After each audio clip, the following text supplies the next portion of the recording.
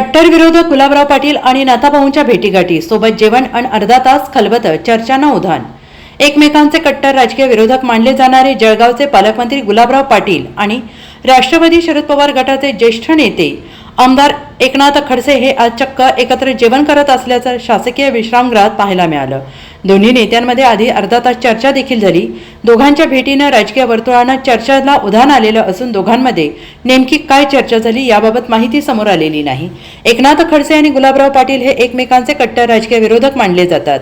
आज जिल्हा नियोजन मंडळाच्या बैठकीच्या निमित्ताने गुलाबराव पाटील आणि एकनाथ खडसे हे दोघे एकत्र आले होते। दोघांनी सोबत केलेल्या जेवणाची जळगाव जिल्ह्याच्या राजकीय वर्तुळात जोरदार चर्चा सुरू झाली आहे।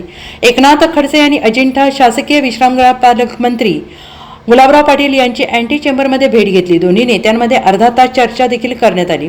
त्यानंतर या ठिकाणी शिवसेनेचे जिल्हाप्रमुख विष्णू भंगाळे, आमदार सुरेश भोळे यांच्यासह इतर नेते मंडळी दाखल झाली। त्यानंतर सगळ्यांनी एकत्र भोजनाचा आनंद घेतला। दरम्यान गुलाबराव पाटील आणि एकनाथ खडसे यांच्या भेटीत नेमकी काय चर्चा झाली याबाबत माहिती समोर आली नाही। मात्र दोघांच्या भेटीने अनेकांच्या भुवया उंचावल्या आहेत। Bureau report SVN Marathi, Jalgaon.